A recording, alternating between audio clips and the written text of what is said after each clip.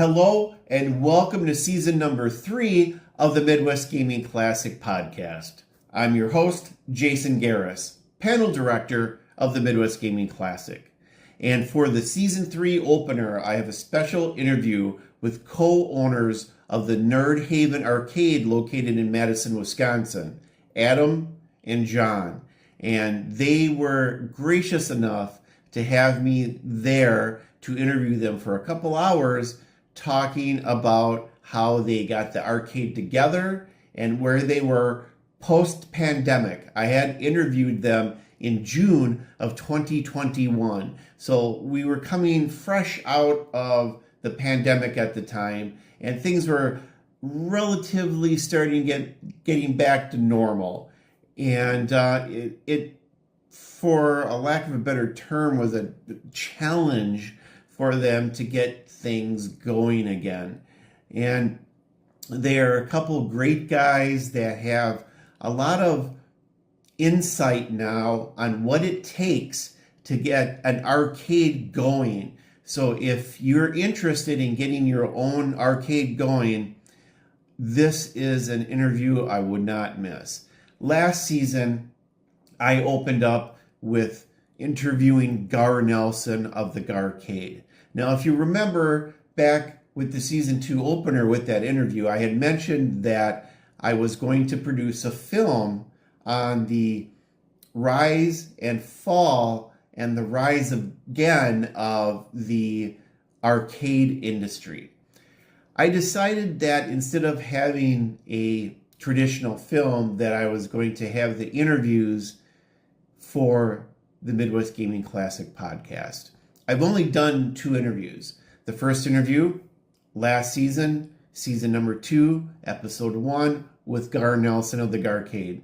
Season number 3, and the first episode, this one, is all about the NerdHaven arcade and their co-owners, John and Adam. And you know what? Enough of me talking. Why don't we get to the interview?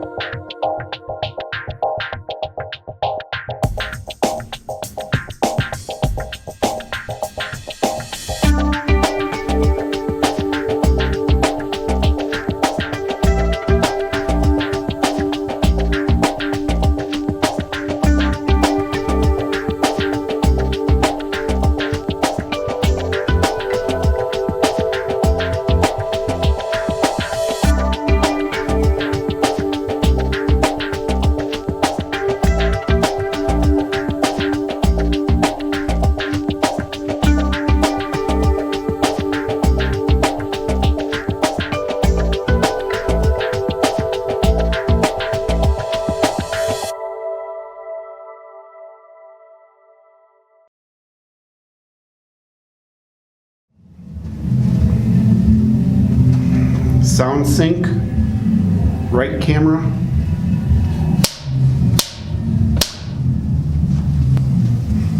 Sound sync, left camera.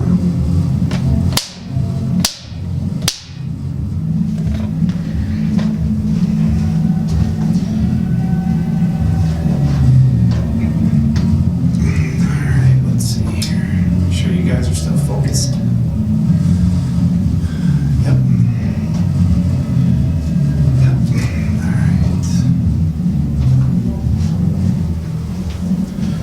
Alright. We are going to begin. Alright, so I'm going to start with kind of a non-traditional question because I have a certain flow that I want the documentary to go. Sure. Because we're talking about the collapse and the newfound resurrection in arcades across the Midwest. Okay. So the first question is, how do you remember your arcade history? From where you went as a child, to arcades going out of business, to the resurrection of arcades like yours. What's your childhood memories of arcades? Where did you like to go? What's the earliest memories you've got? You want me to go first? Maybe one. I remember arcade games and pinball tables basically tucked in the corner of dimly lit like pizzerias or bars, and there was always a little game room for customers of the restaurant to go and play. And then growing up, I had Aladdin's Castle in the neighborhood where I was growing up in Illinois, and that was pretty much it. We didn't have too many pinball tables at the Aladdin's Castle. It was mostly just video arcades and new age games. But then, yeah, they all went away, and the rise of home consoles and computer games took over for quite a while. And I started in with consoles and computer games for quite a bit. And then, as of recently, you see retro arcades and places like this opening up and bringing back true classics to the people. And there's not that many that are doing things like this. So that's a quick. Okay. All right. I guess I remember Aladdin's too. We had that one on the east side, and like the traditional kind of dark arcade, you know, just lit by the games and stuff. And there was a bar down the street that had a pinball and like a Tempest or something in the corner. But I don't know, like they had challenges downtown in like the 90s, and then we used to all go down there and stuff too when we were downtown. But yeah, it's kind of, 2000s hit. Pretty much all of them dried up, and it was pretty much replaced by like Chuck E. Cheese type places and ticket vendors. And I started working in the business in like 2000s too, and when it was dying, we used to have like in the Dells we'd just take up a whole truckload of games up to the arcades up there in the Dells seasonally. You'd take them out of the bars and put them up there. But yeah, around mid 2000s, like. You stopped making pinball machines anymore. Like they're just a couple new arcades, and the vendors weren't really buying them because the bars and stuff started just wanting seating, so it all started drying up. I was kind of thinking the industry was completely gone for the most part. It was just all poker machines and cranes, but yeah, pinball definitely started back up, like in the last, like 10 years. 10, 12 years. Yeah, it's just 2010-ish, they started making more pins again. They still haven't really picked up the arcades, but, so we're still doing the old arcades for the most part. Well, they're kind of revamping the arcades with, like, the giant-sized raw throw. Oh, yeah, you got the world's biggest Pac-Man machine and all that, but Like they're trying to redo the arcades for larger facilities like Dave and Buster's or.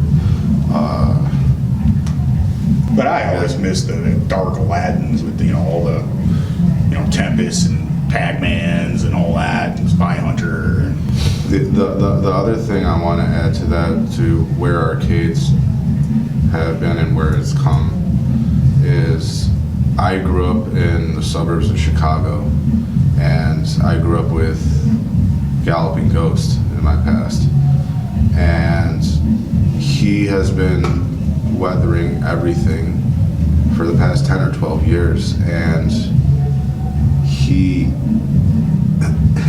right now he is the world's largest arcade, and he has something special there that everybody is drawn to. So we brought something special to Madison to share with the collection of games that we have here.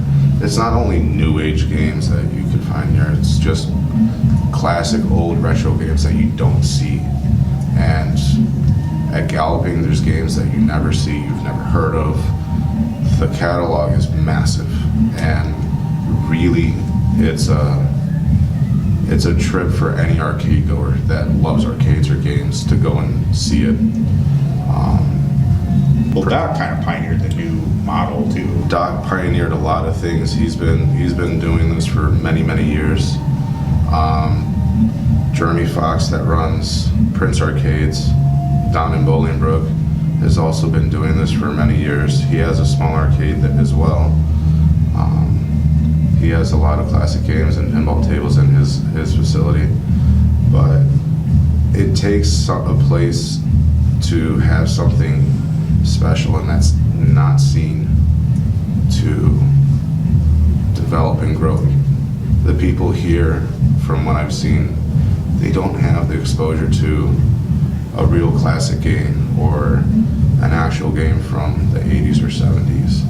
And when somebody walks up and sees, oh, it's a real working Tempest, or is that a real working Paperboy, they freak out. And it's great. It's great to see people freak out. And the kids that come in, they don't know what arcades are to begin with. They only grew up with PlayStations. And when they run in, it's amazing to see them interact with the game and try to figure it out instead of just sitting in front of the consoles.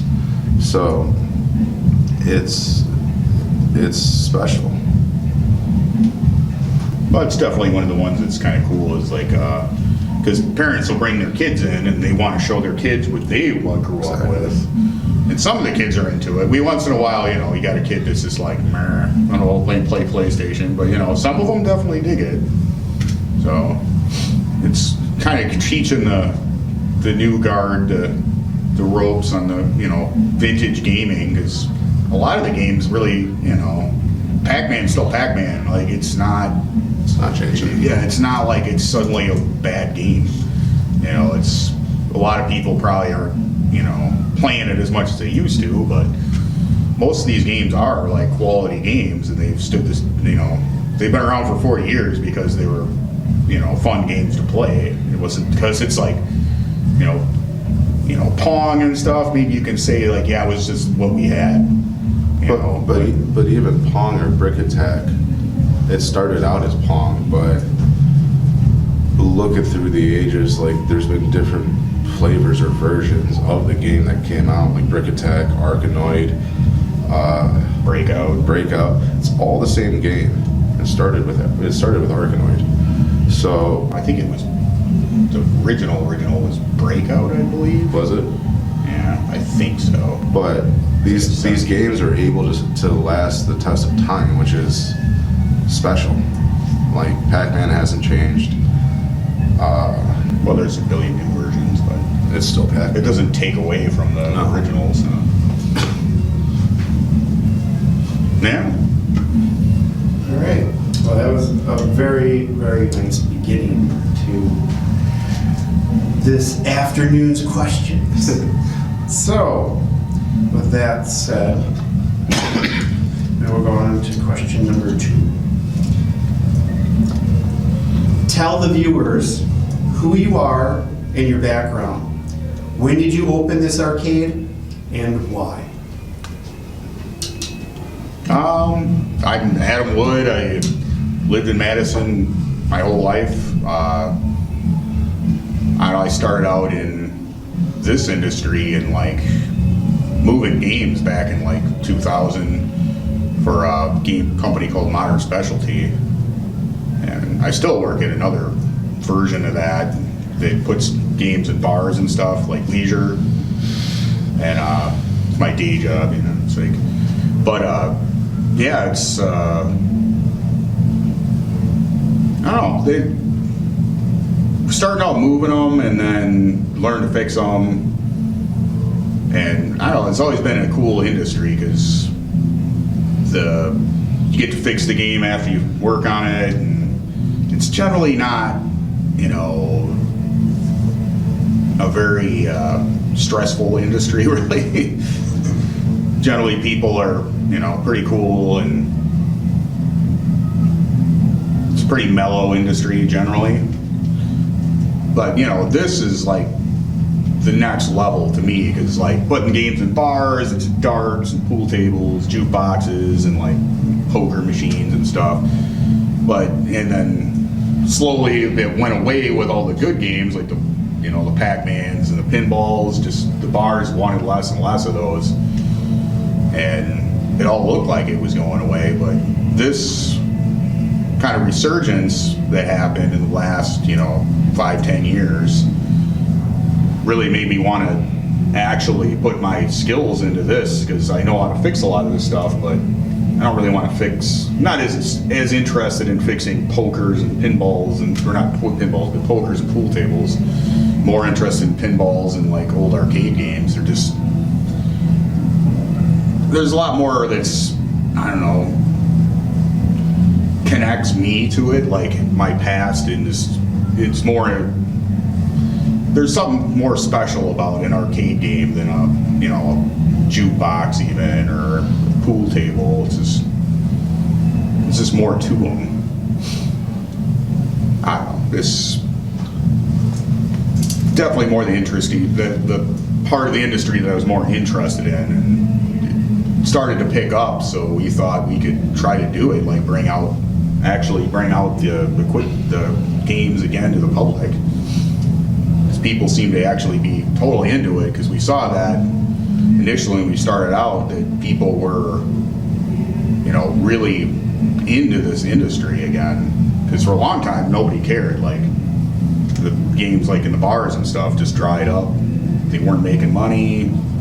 The bar owners weren't interested in putting them out anymore, and but just like everything else, you know, time passes, people start to miss stuff that they kind of, you know, got bored with, because like the cell phone like whole thing that killed a lot of the industry, like initially, because there used to be all those trivia games on the counters everywhere. You never see one of those anymore.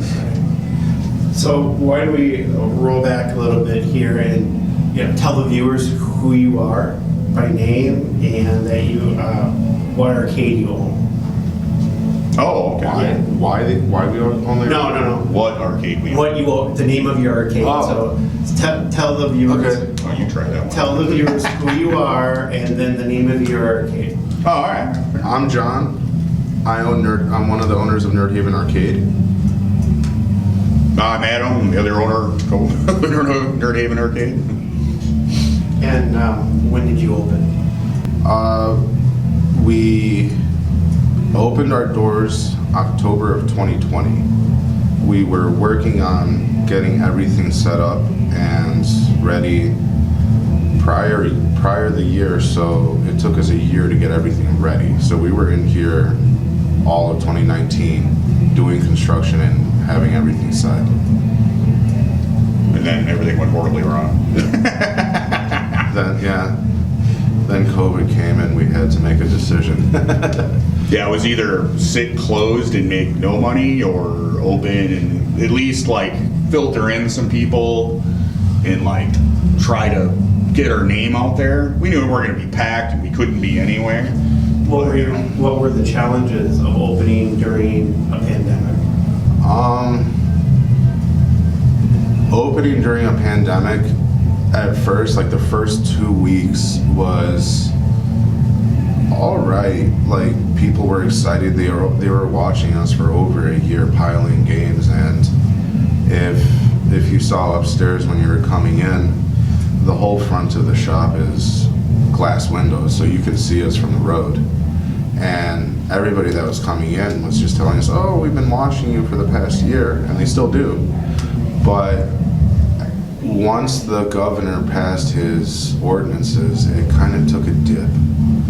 And overall, the crowd, I would say, was responsive. There was a dip in November, December, but after that, it exploded. And it's continuing to grow now that ordinances have been lifted and now the vaccine is available for folk. People are coming out. There's less panic and just worries about being out in public. And those who are still worried about it, they still come in masked up, and that's perfectly fine. But in the beginning, we took a little bump, we fought through it, and we're growing, which is great. Some of the issues to say going into it was there was a whole portion of expenses of hand sanitizer wipes and all of that we had to invest in that we didn't even consider for when we were even opening this. So it was a couple hurdles in the beginning, but we got through it for sure. Well, considering we were new, we weren't gonna pack the house anyway, so it wasn't a huge concern as far as we never were meeting even the quarter occupancy anyway. So it's never really a problem there. Like, we enforce masks because, you know, it is our responsibility to people didn't turn this place into a plague zone, you know. We have hand sanitizer set up throughout the place and like wipes and stuff, but generally it wasn't really a problem with that. Like, besides, a lot of people are obviously skittish about going to an arcade because it's, how can you, it's hard to think of a worse industry to like be in during a pandemic besides maybe VR. But it's still slowly, like, you know, got our name out there, like letting some people filter in, and people saw that we were open, and you know. In the beginning, like once the outbreak started and it was all across the news, I was actually thinking in the beginning, there's no way that this is ever gonna actually work. Like touching surfaces and like having to stay away from like your friend or the person next to you playing pinball or something. It's just gonna be too much. There's no way. And slowly but surely, we waited to see what would happen, what other arcades actually followed through and did to protect their customers and their games. And slowly but surely, we made the final decision, let's go for it. Like, we've already invested enough in retrofitting the place and getting it ready. We might as well just start bringing people in. So we opened, and yeah, in the beginning it was slow, but now everything is picking up. All right, good to hear. Good to hear. So this kind of goes back to the first initial question. This is a personal question. Right. And it's a two-part question. Okay. So, can you tell us your first memory of playing a pinball or a video game, and where was it? Also, did it influence you to open up this arcade? Now, video game, do you mean actual video? Yeah, like an upright video game. Or, Okay. yeah, no consoles. Okay. Unless it was a console, because for some people it was, so. For me, I remember at the Home Run Inn Pizza down where my folks live, I can always remember there was a Terminator 2 tucked in the corner, and there was always a pair of Cruising USAs for people to sit and race against each other. Console-wise, I can say that Mega Man 2 or 3. I think I was like 14 or something. I kind of lived out in the country. We didn't really have a whole lot of arcades or nothing out there. It was like right in a rural Cottage Grove, but I had a neighbor that was into computers and kind of had some money. I used to hang out with his kid, one of their kids, and they had a 75 Gottlieb Gold Strike pinball in the basement. And then that was definitely the first one I got to play. It's still like that pin. It's solid pinball. And for sure, that was definitely one of my favorites. And then later, at going down to Easttown, like Spy Hunter and Strider were definitely high on my list out of there. Scrape some quarters together and play that. But yeah, I don't know. It took a while for me to because I was in the industry, so it wasn't really, I pretty much saw them dying, so I wasn't really thinking it was going to be a thing. I thought I was on the tail end of the industry myself. I was learning how to fix tube monitors, and nobody wanted them. So now it's like people are scraping for them again. So it took a while for it to come back for me to even consider that it was going to be a viable option.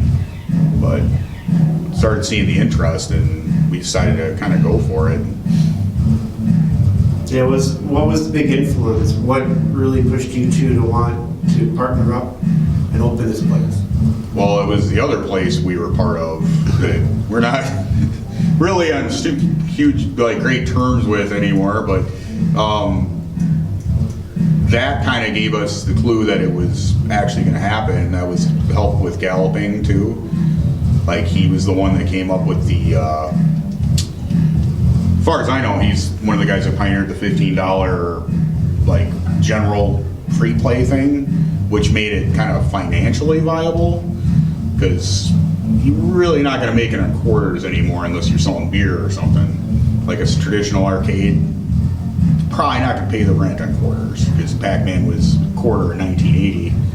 It's not probably going to be a quarter now and make money. The other thing that drove us to open this is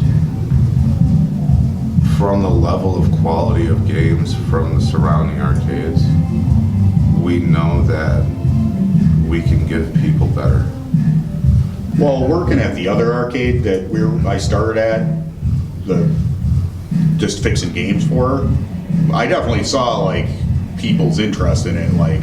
The same thing, people coming with their kids would get they'd actually have a father and a son or something playing a game, and they're both he was showing the kid was experiencing what the father was playing as a kid, and they're actually all having a good old time, and they're generally people were just very happy, I saw, and brought a lot of joy to people playing these games, besides just the fact that I enjoyed them myself and fixing them.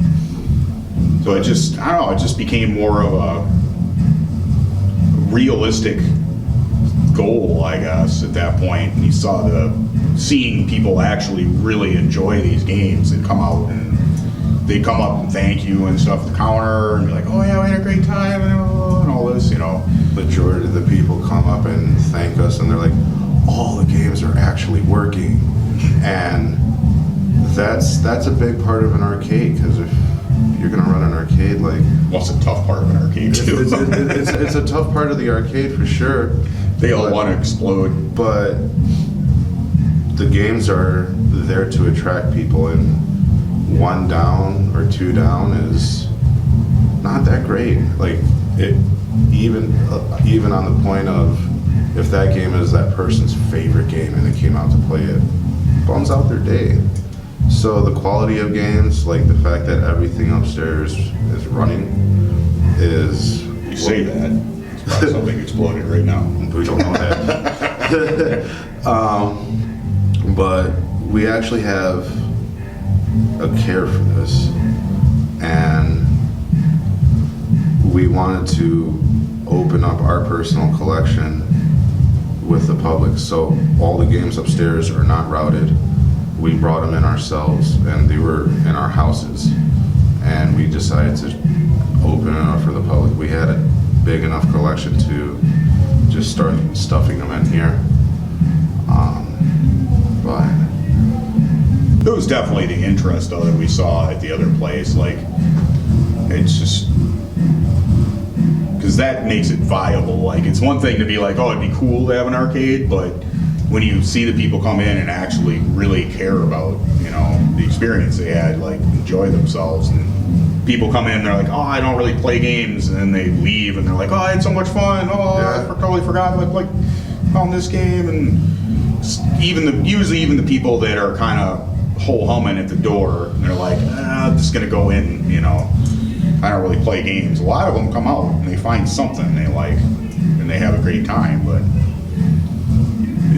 to me, it's like in an arcade, it's kind of like this neutral ground we need in a way too nowadays, where people come in and just have a good time. There's like, we try to make it a bit of a time capsule too, so people just come and have fun, maybe hang out, maybe run into some people that, you know, play other games that they enjoy too. And, you know, I don't know, there was that whole scene back in the day. It's just, how many scenes are there anymore that are like, you can just show up and, zero. yeah, you can go to a diner maybe, I don't know, but it doesn't seem like there's enough like places to show up and just, you know, recreational things that you don't have to spend $1 million or anything like that. You can just show up, a few bucks in your pocket, have a good time, maybe meet some people that are into playing games, and, you know, it seems like a lot of that was gone.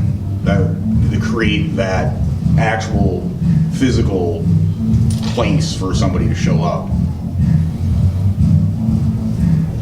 All right, awesome. Good answers. Good answers. All right, on to the next question. How long did you look and why did you pick this location for your arcade? It was mostly me, I guess. Yeah, that was mostly Adam, because Well, you wanted to Chicago once. I still would. He's from Chicago. I was born here, so. It'd still be cool to have a Illinois location, but this place we looked for over a year. Well, yeah, I was still being disgruntled at the other arcade I worked at and looking at spots in like 2017 or something. But yeah, we actually looked at this place. Well, I looked at this place back when it was like 2018. It was like Ace Hardware was still here at one point. But it's a really nice corner. There's like, you know, Jade Monkey's kind of a, you know, hipster bar, and then you got kind of the good old boy bar across the street from that. You got a pretty good mix of stuff around here. There's a little coffee shop down on the corner. What's the name of that one again? Job Cat. Java Cat. Yeah, Java Cat's a good little spot. Went there this morning. It's just, I don't know, it's kind of like still alive with like some kind of like small business energy around here. Like there's some character to it. You're a block over from the lake. Yeah, well, that's too. There's a lot of people biking and just walking by. This area was kind of dead though, so we got, like everybody pretty much moved out of this mall. It had big windows and you could kind of show off the games a little bit, which we didn't really spend a lot on advertisement, so we probably scrounged up a lot of business just by pushing the games in the windows, I'm sure. So that we looked at some other spots, but this was definitely the one that kind of stuck out to me, that seemed like it was a viable spot. It was big enough, the rent wasn't too expensive, open visibility, Open floor plan. yeah. We weren't really that hip on the basement thing. No. Because that sucks, but right now if I fix a game, I gotta drag up the stairs. Yeah, it doesn't help when you don't have an elevator. No, we got a stair part, but Yeah. it's definitely a little sketchy taking stuff up the stairs. But from what I've seen, because like Adam said, I'm from Chicago, and was running back and forth, meeting him and looking at spots. And the very, very first spot we looked at was on Sherman Avenue. Oh, yeah. Which was, I think it was a shut down grocery store. And we were interested in it, but they just never got back to us about anything. Well, we're not. You start out as pretty much nobody. Yeah. You want to rent like 10,000 square feet plus. A lot of people are kind of like, Exactly. who are you? And then you were looking at this spot. Well, I had been on and off but several places went in and out of here. But I like this spot just because of how many people are walking out in front, biking. It's a really, really good just foot traffic place. Also on a big road that you can't miss us just driving by. So it's a great location. We were actually offered to get up and move because they wanted to bulldoze our building. Oh yeah, that whole thing. And I'd say 80% of the reasons why we didn't take any of the offers is the large windows out in front. It's a great marketing tool. But yeah, we are standing in the way of the bulldozers in this building too. Yeah. 'Cause right when we were just done with construction in like October-ish, September, October. We were start of October. We were done with construction and basically. Which took forever because of COVID too, because the construction went to a standstill. But that's right basically when we were signing for all of our permits and licenses to actually open up and have our ordinance. Well, the landlord got a deal from the guys that are building all these big 5-story things out here. And he basically came to us and was like, well, you guys want to move out? We're just about to open, and we fought tooth and nail to get this place put together. It's through COVID and construction problems and inspection problems. And so we kind of, went through fire to get this far, and then he wanted us to basically backpedal up and find another place. And we kind of just stuck to our guns and stayed here. But yeah, they totally wanted to just knock this place down. If we would have moved out, this would have already been smashed down in like March. But the big reason why we never picked up and move is just the giant windows out in front that everybody could just peer in and see just a whole floor of just. Well, it took a while to found this place too, so. Are you getting any pressure at all to have to move out? We were a little, like he wanted us, like he's an older guy, he wanted to, I'm sure he would rather, instead of fixing up this old building, which is kind of an antique in itself, like it actually had an arcade called Voyager 1, down 2 doors down at 207 in the 80s. And we ran into some people that actually told us that when we moved in. They're like, oh, did you know there used to be an arcade in here? And we're like, no. Apparently 2 doors down in the 80s, there's a legit arcade, Voyager 1. So, like, I found some articles in the Cap Times where it had, like, stuff about, like, Defender tournaments back in, like, 81 and, like, July of 81 or something. Are those available online? Yeah, it was tough to dig up, though, because took some effort to, like, scrounge around and find it. I think I could find you the pictures. But it wasn't, not a lot of people were taking pictures or cared about it, apparently, because there wasn't much. I think it was, like in 81, there was a couple Cap Times articles about it. But, yeah, they've been contacted by that guy. It was the Dwayne family. And so it ended up that we kind of got a legit building that had an arcade in it back in the day. So there's that, too. Kind of, like, sweetens the pot a little bit. You have, like, a history. Because we've had people that met their wives and stuff come in here at the other arcade, come in here, and they're just like, time capsuling up, going back in the day, So we've definitely, the location is neat for that.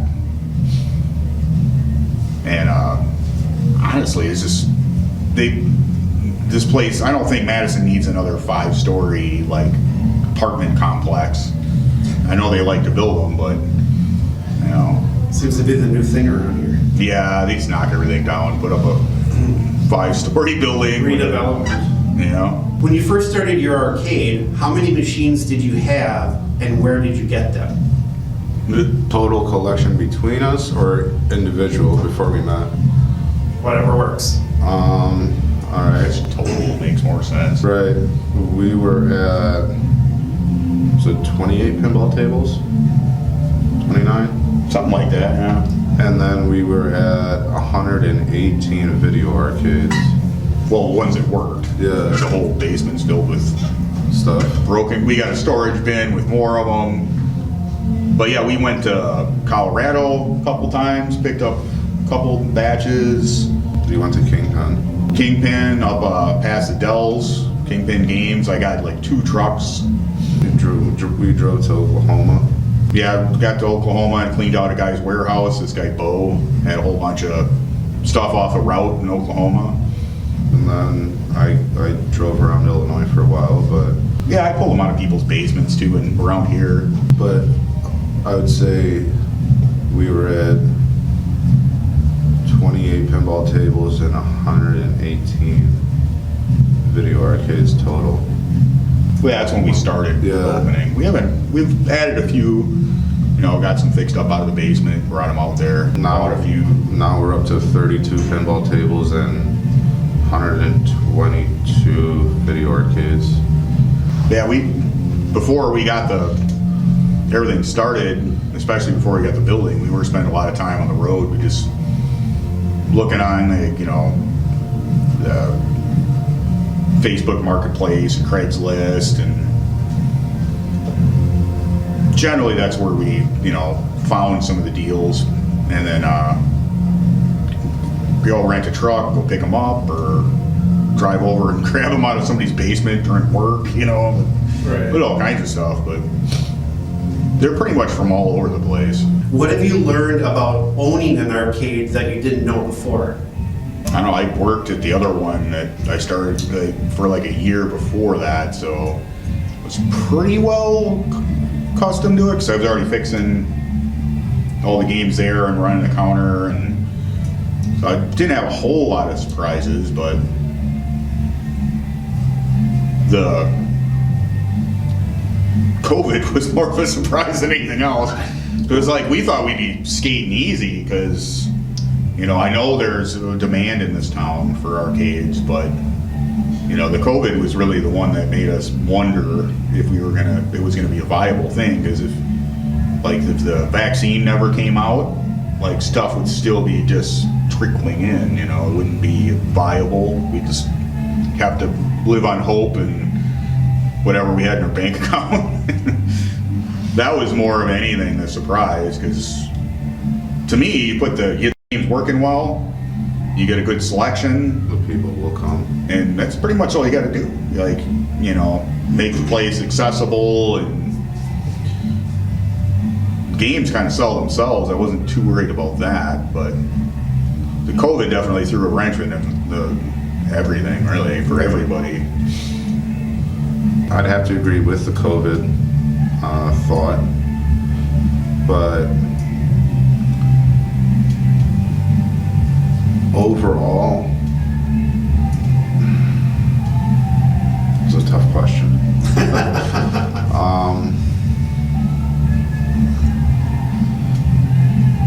I would have to say, and I'll use this now.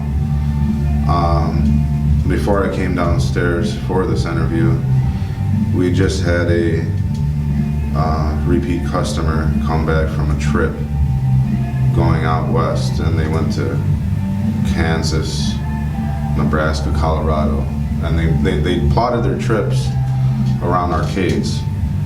And when they got back here, they said, "We're really thankful and happy that you guys are here in Wisconsin because we live so close. Your facility is way bigger and nicer than anything that we travel to." So hearing that is great. Changing someone's day and just giving them a moment of joy is what I look for and what makes me happy in this. So, How long did it take for your arcade to get noticed and gain regular customers? Was it difficult to get to this point, and was it ever a struggle? well, since we started out in COVID, I'd say it was a massive struggle because we had the fight of being the new kid in town on top of government ordinances and Landlords that wanted us gone. landlords that wanted us gone, and then just the overall societal stigma of don't go in indoor places, don't touch things, you have to keep clean.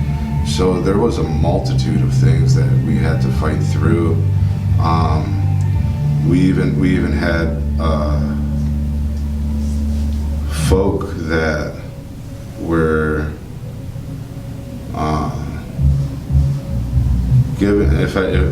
giving us a bit of hatred even before we opened, just for stepping up and opening up an arcade. So there was a whole pot of stuff that we had to work through. So do you think there was still a stigma with arcades being dingy, dirty, and attracting the ill like of certain people, No, gambling and drugs? The only guy that really gave us too much hate was the other guy that wanted to open one on the east side. They got mad at us. But there was another guy that looked at this building and he got pretty huffy with us because we rented it, but it's like we weren't really talking openly with him, so it wasn't really on purpose. But yeah, there was a little static with that, but that was minor. It was just misunderstandings, but overall the challenges opening were good, were great. We went through a lot. I don't know if you want to. I don't know. It's mainly just COVID, really. It's that, we're not exactly high dollar operation either, so that was being on COVID on top of that, and we didn't really have a lot of money for advertisement anyway, but it almost seemed wrong to put a big ad out and be like, come down, blah, blah, blah, touch all the machines and breathe at each other, it seemed kind of weird to even do advertisement, so we just, painted up the windows and put some lights in them and figured if people were gonna come, they'd come. The only thing that we can do when we were open was private parties of 10. Then we graduated to 25 people. And yesterday I got a email for the arcade that somebody wants to plot a private party for anywhere between 50 to 100 people. So that's gonna be a little weird. It's you see the crowd growing, and you see just people coming in and saying I'm gonna tell my friends, or I'm gonna tell all my neighbors in my neighborhood, or one person will Snapchat it into the neighborhood, Snapchat or whatever. And for us, the most powerful thing was just word of mouth, and it just grew. And ironically, and really cool, this is our first sit-down interview that we've done since we've been here. Mm-hmm. No one's come to us to actually Well, we had that interview with before we opened with the newspaper. Was that not like this though? Oh no, but it was a somewhat of an yeah, not a sit-down one. It was more like a walkthrough. Yeah, but this is literally our first sit-down interview, and getting our name out somehow. You can tell we're super good at interviews. Well, you got to start somewhere. And you kind of touched on this a couple of questions back. Sure. But I'm going to ask it anyways because it's part of the flow of the film. What feedback have you received from the local community? From what I hear, when I'm up at the counter, I hear everybody saying, this is actually stepping back into the 80s. I can't believe that you guys have all these games from my childhood still working. This is amazing. Great job with setting up the facility.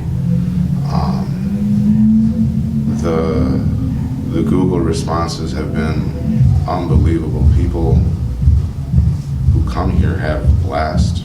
Their kids have a blast, who are just learning about arcades. But overall, it's just an outpour of just thanks and love for what we're doing here. Yeah, besides the landlord. Everybody else seems to like us.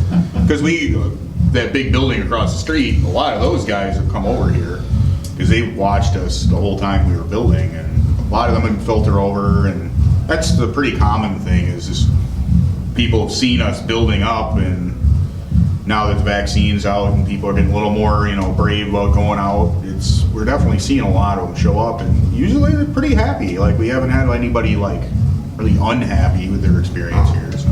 And I would say the pinball community specifically is overly joyed that we've landed where we are here.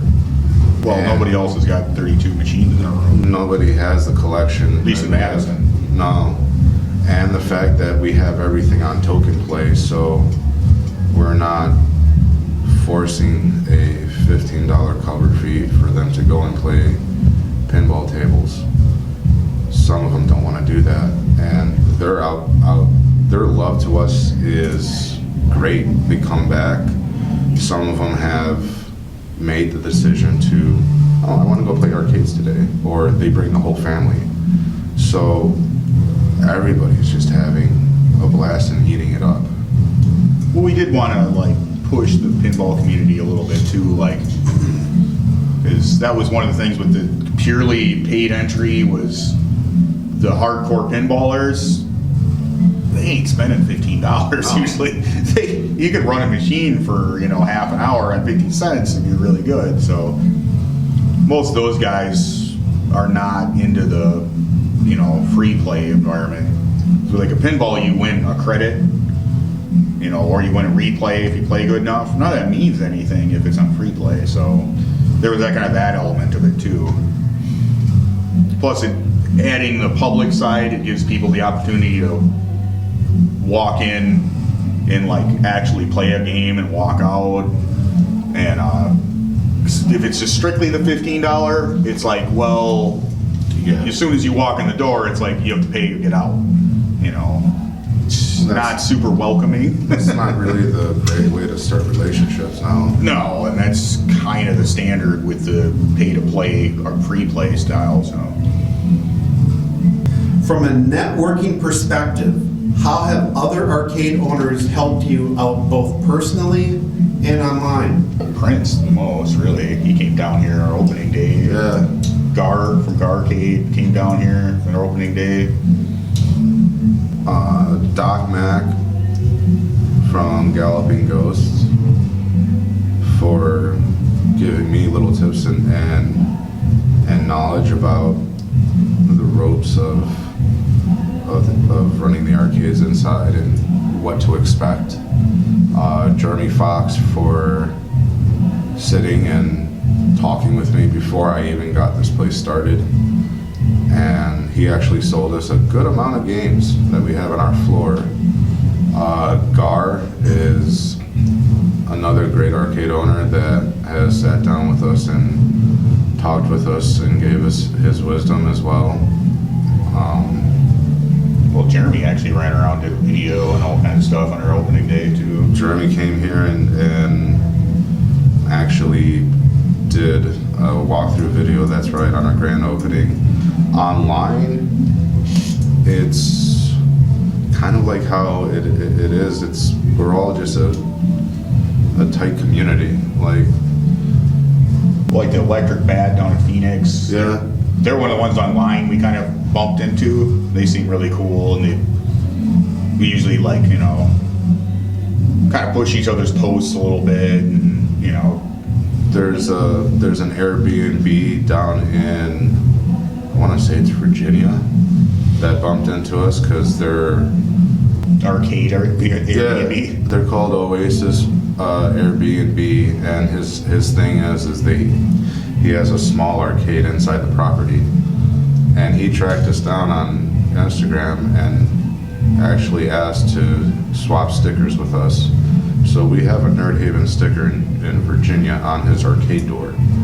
So the name is spreading, like Adam said.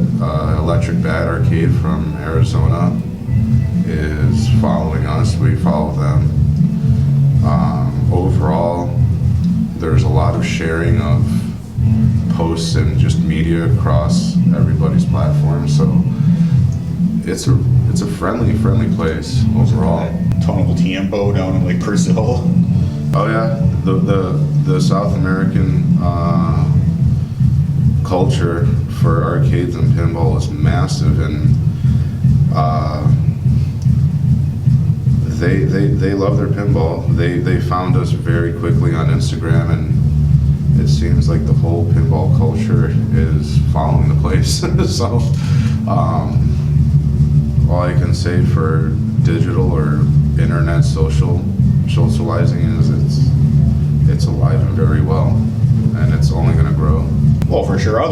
I think there's always a lot of love between arcades. Like, you know, it might be different if they're like really close to each other and they were like tearing into each other's profits, but generally there's not like, you know, a lot of rivalry, because we got like Rossi's down the street, and he kind of does more pizza business with an arcade, and he's all quarters, so it's at least enough difference in like the business model. Like guards. Before you came here, you were at Garcade and spoke with him, and he sent you our way. But That's pretty normal too. Like if somebody lives in like Milwaukee or something, and I'm sure Gar does it too. If Gar knows somebody lives this way, he'll be like, "Oh yeah, you've checked out NerdHaven," and we try to do the same thing. Like people in Chicago, we try to tell them about Prince Arcades. Yeah, I have, my next shoot's gonna be in, at Galloping Ghost. Yeah. fun place. And then after that, in September, I'm shooting in, where did I say that was? Michigan, Montana, no. I can't remember now. Missouri? I'm going to Missouri, yeah, Missouri. So I'll be going there, so. CPs or pad events? Actually, what, maybe it's not, it's, I want to say it's called Starcade. Starcade. That's in DeKalb. Yeah. No, not that Starcade, not the one in Illinois. I think there was another one. Guy named Patrick. Yeah, that's in DeKalb. Is that? Yeah. Okay. Oh, Pac-Man Pat? Yeah. Yeah, he's the one that's got games in Rossi's. Yeah. Those are his games as far as I know. Right. So he routes them up here. So, yeah, I'm trying to get a good, good feeling. I've known Doc Mack now for 7 years. He's a good guy. So, yeah. No, he was super helpful, like on the initial thing, helping us out with the just sticking to the $15 thing and just generally how to run it. Like he gave us a lot of insight and how he was successful, basically. So he was definitely helpful. He was, helping out, wanted other arcades to actually succeed. Like he wants the industry to succeed, not just Galloping Ghost. What are your most played arcade cabinets in pinball machines? Why do you think they are the most played right here in your arcade? What do you see people play the most? With Mario Kart. Mario Karts get played a lot. Always somebody at Mario Kart. Mario Kart's a great title from back in the day, and everybody likes to race and beat each other up. Yeah, Fast and Furious, Time Crisis 3. There's still a lot of people that play people usually hit Pac-Man Row 2 and Burger Time and the classic side. Turtles. Yeah, Turtles is solid. Pinball tables, I'll say most people will walk up to one of the titles they can relate to. So Addams Family, Simpsons, Indiana Jones. Jurassic Park's usually in the Jurassic top. Park, yeah. Monsters. But usually if they can relate to the title, they'll probably be just playing away at it. Your Hobbit, Lord of the Rings, are giant titles. Well, the newer Sterns for sure, the Jurassic Park and the Munsters, I think have pretty wide appeal. Like most people remember the Munsters, even if it's reruns. And Jurassic Park, they made several movies in the recent history. So, Well, if we look at current pinball, we could roll in a Mandalorian and for see sure. how that does, because that's a giant. Well, people would be on that. Yeah, it would always be. You write Star Wars on something. It's Yeah, spooky pinball. Spooky pinball just put out Halloween pinball, John Carpenter's Halloween, and Well, I'm sure Mandalorian would actually be more of a general draw. With the Mario Kart, most people played some version of Mario Kart. And that game is actually pretty fun for a two-player, because if you're behind, then you pick up the items and you attack people. So usually in a racing game, you're behind, you're like fighting, catch up. That game, it's like, if you're in front, you can't use your special weapons anymore because there's nobody in front of you. So it's almost advantageous to be in the back, because then you can shoot people. But we do also have people that come here for specific games. We have one regular that specifically comes in to play our Tetris. Oh yeah, Tetris Ed. Yeah, we have another fellow that comes in for our 720 arcade. I had a mother yesterday walk in just to check out the place, and she specifically asked, did we have a Tempest? Well, there was that other lady that came in, her kid was all enamored with Pac-Man. Mm-hmm. He wanted to know how many Pac-Man games we had. And the kid was like 10. And he was all about Pac-Man. He didn't even care about another title. He wanted Pac-Man. That Simpsons game upstairs gets rocked pretty good. Oh yeah. Yeah, I see that you have the Pac-Man pinball. That was the first time my wife saw that, and she was like, Pac-Man pinball? I was like, yeah, that's a rare one. And then you have the Spider-Man one too, and I was like, yeah, that one's a rare one too. Actually, there's a baby pack pinball that we had down here. That's even more rare. Yeah, that one's... Doc Max got one. Mm-hmm. Oh yeah. He's got pretty much all the cool rare stuff in his little pinball area. But yeah, it's that's just like that one I bought from some guy up I forget, he was somewhere up north in Wisconsin, but We went to Eau Claire. is that Claire? Yeah. For that one? Maybe.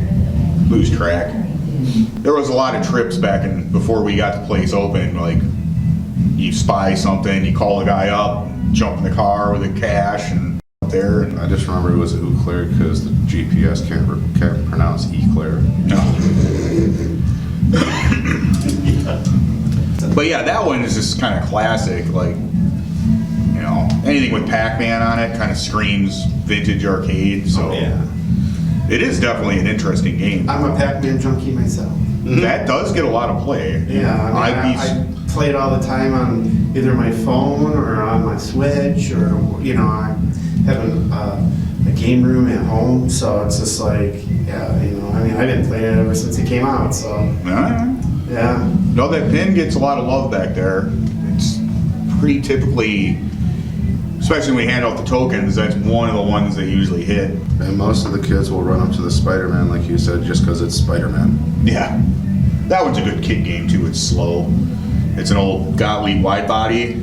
It plays like a lazy day at the park compared to like the newer games with the ball zipping around. Its ball is kind of Is that an around. It's not an EM, is it? No, it's an early solid state. It's, Freedom. 1980. Freedom, that's sitting right next to it, is an EM. Yeah, that's the one EM we got upstairs, the 1976 Freedom. So, I got another one down here, but like a 72, but What goals do you have for your arcade? buy up the whole building and then just fill it with games from end to end.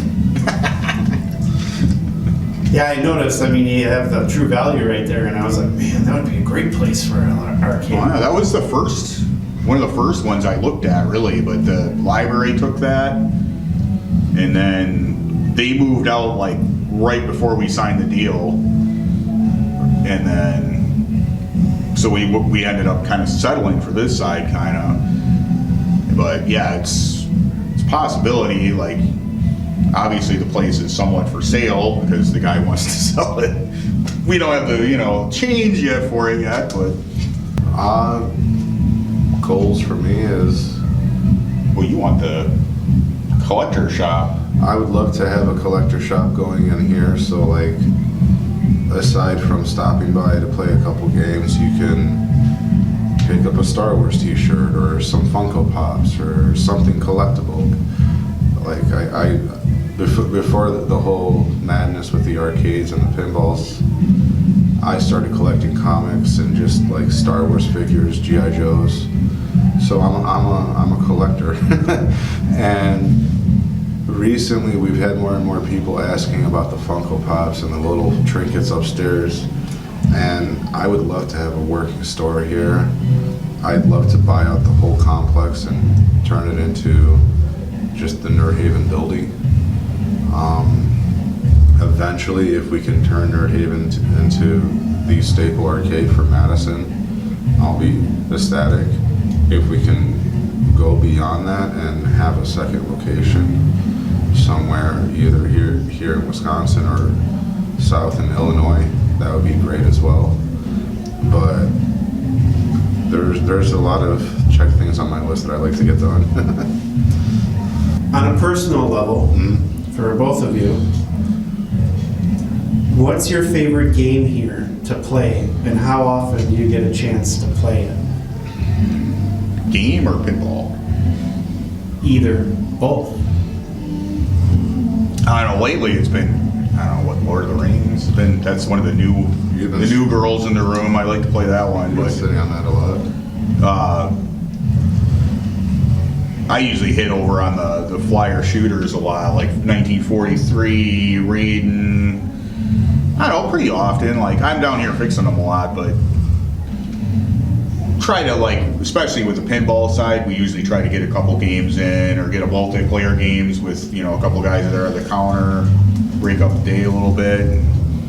We definitely play Medieval Madness all the time. That one's like when that and Attack from Mars usually get probably the most love. It's just, they're just some of the better pinballs ever made, so. I would have to say I enjoy Attack from Mars, the remake from Chicago Gaming that we have. I just started again playing Jurassic Park and finding it that it's a blast. So I'm enjoying that. Of arcades, Mission Craft has always been fun for me because it's a StarCraft computer game ripoff, I guess if you want to say, or collaboration. I don't know what the right word is to use.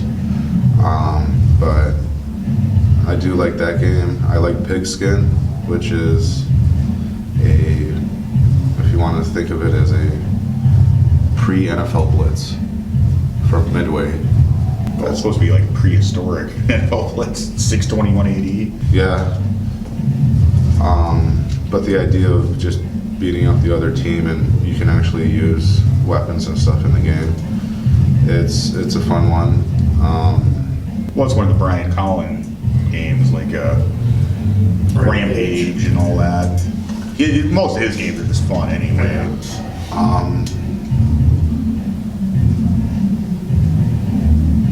Battletoads was always cool.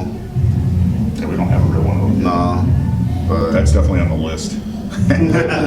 There's always a list. Yeah, like Spy Hunter, I'd be playing that if we had it. I haven't picked up one of those yet, but What makes your arcade stand out from all others that makes it awesome? it's dark. I don't know.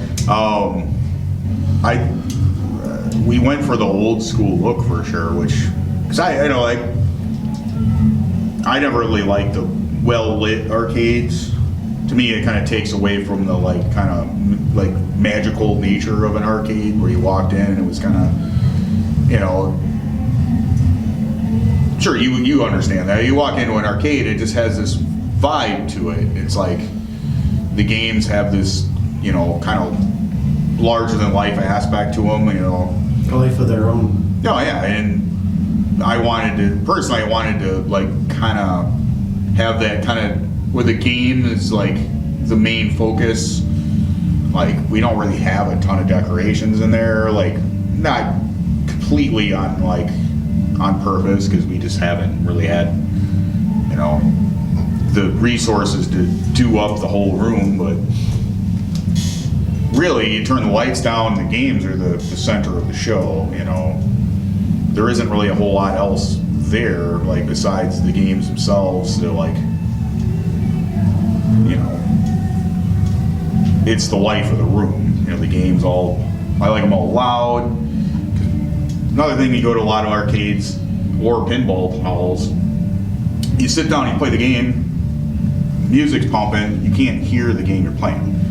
Like, to me, it's about immersion. So when you're playing that game, you really shouldn't have a lot of distraction. Like, there's a murmur in an arcade, but the game you're playing should be pretty much blaring at you, I think, to some degree.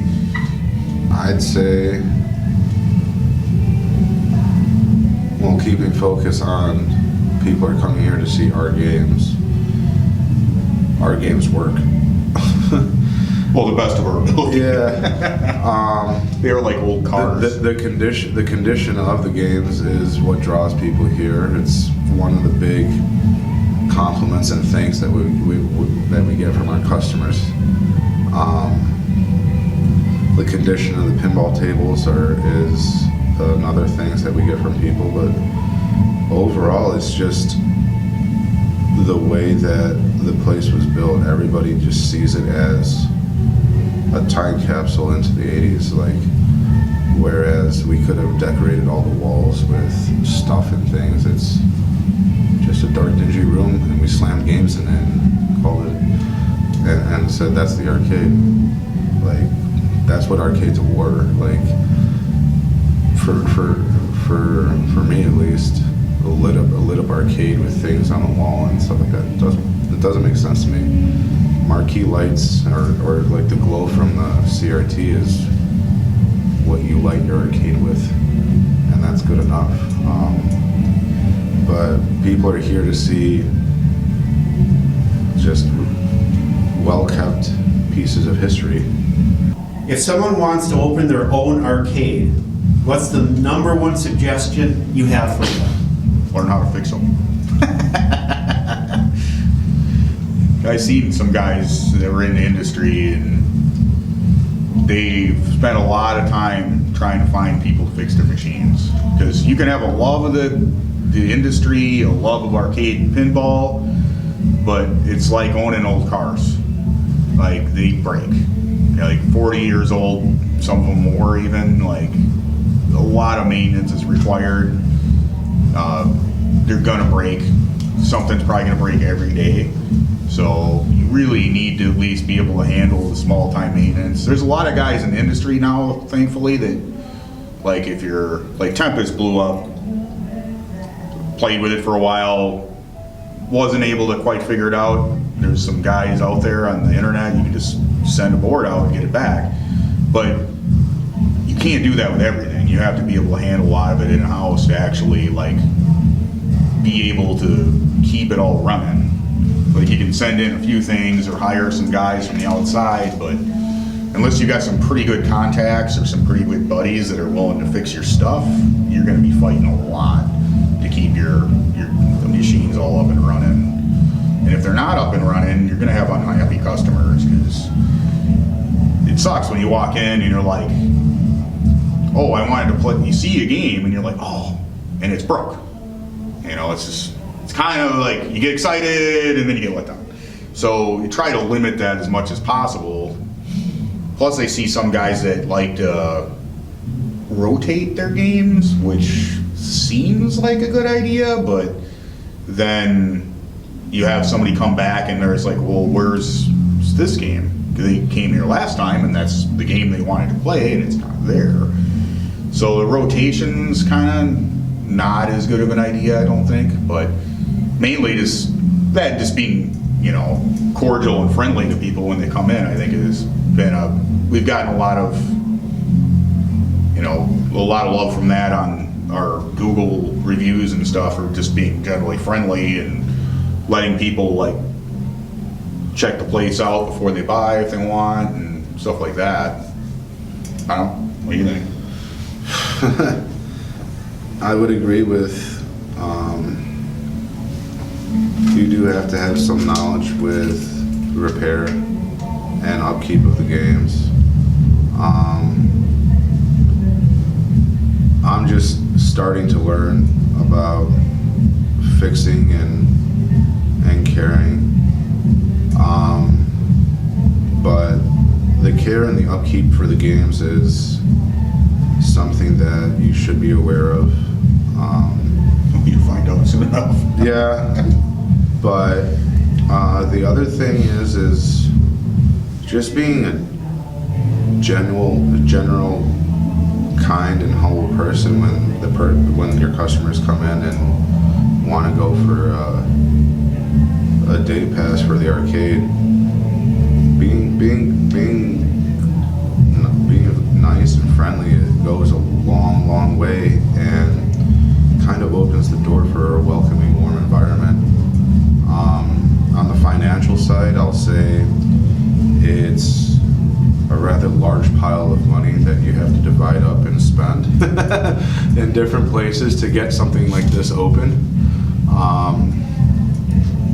Yeah, we tried to do it cheap, and it still was a lot of money that came out of the woodwork we had to spend. The stress of, is this going to work, is going to hit you every single day, and you will be asking yourself that. And you just have to fight through it and just ignore that. In a sense, you will see whether or not your arcade is growing. You will see the people come to you and say thank you. You will see the response. So overall, it takes a lot of time, money, kindness, and just overall self-awareness of inside the arcade of what's going on with each game, the health of it. There's a lot of moving parts. Play your own stuff. Yeah. That's the other thing. You see a lot of old arcade guys back in the day, they shove a bunch of games and then, if you don't play it, not everybody's going to tell you it's broke. Like, maybe you can have some buddies come over and play the games. We've had that, they'll come up and they're like, oh yeah, Street Fighter, the A button don't work. Well, if you just leave that, or you don't notice it, like, a lot of people aren't going to tell you. They're going to play it, they're going to be unhappy with that, and they're going to leave slightly unhappy that they weren't able to play that game till its, potential. Some people are good about it. They may be even too good. They'll tell you every little thing wrong, but it's all helpful in like keeping your customers happy, though. If your fire button on Galaga doesn't work, it's a lot of fun. But a lot of it is just the level of care that you pour into the arcade and what you give to the customers. Well, like you and Buddha did that round the other day, played all the pins. Right. And we found a couple gremlins. Because if you just sit behind the counter, grunt at people when they walk in, and you're not going to know half of what's going on in your arcade. You're really not. Like, if you communicate with people when they come in, you're going to form relationships with your customers that are like steady customers. And, it's kind of like Cheers at that point. We have like Mikey and some other guys and Sheldon, and it's just like, hey, we expect them, at some point. And those are the people too that'll usually inform you when stuff's messed up. Well, a lot of your casual people they're not going to say anything. They're just going to go to the next game and not worry about it.